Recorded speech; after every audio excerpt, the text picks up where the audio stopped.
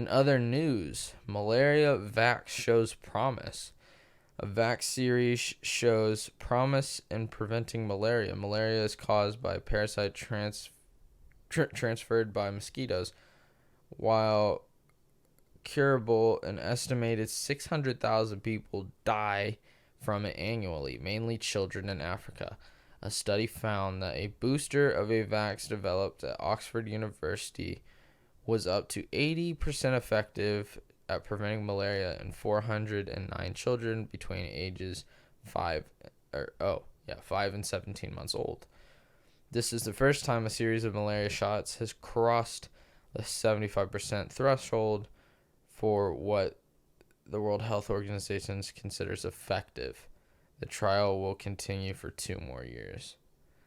Malaria is its own ridiculous situation in the sense that we have been dealing with it for hundreds of thousands, millions of years as a species, and that it's actually recorded that billions upon billions of humans have been killed from malaria, which is kind of ridiculous.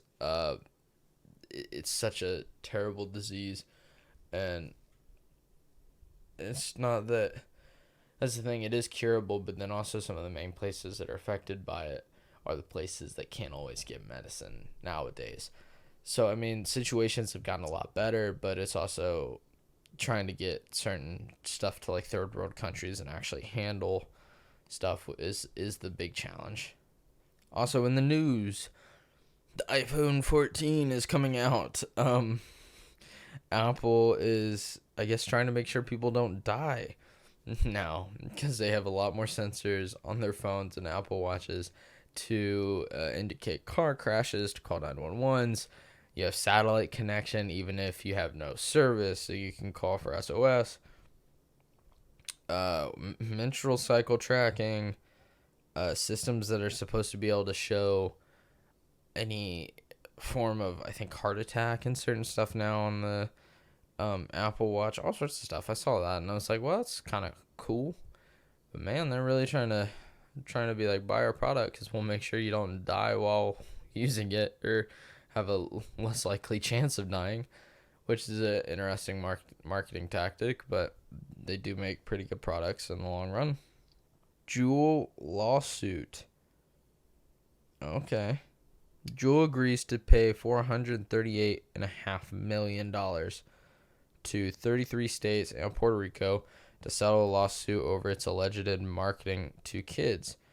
Juul faces thousands of lawsuits over accusations that its marketing and fruity flavors targeted minors. In June, the United States banned Juul products from shelves. They are still being sold, though, pending on approval. Per the terms in the settlement, Juul cannot market to youth, use actors under 35 in ads, fund school programs, or mislead users about nicotine contents. Juul voluntarily discontinued its fruity flavors in 2019. Juul recently slid behind Vuse, another e-cig company, in market share. Ooh. Yeah, the Juul stuff's been very, very interesting. It's I think Juul is, yeah, it definitely became an issue because Juul was the main company that's actually ever done anything. And I saw the come up of vaping and I guess e-cigs, because I remember as a kid when e-cigs first came out, there was nothing to it. They were kind of stupid. I don't even know if they had much nicotine. They weren't flavored, and they were targeted to adults, for sure, which is good. But Juul came out, and it was kind of a whole different story. I mean, I knew people that started vaping. They would have been seniors, but my freshman year was kind of when stuff started to come out.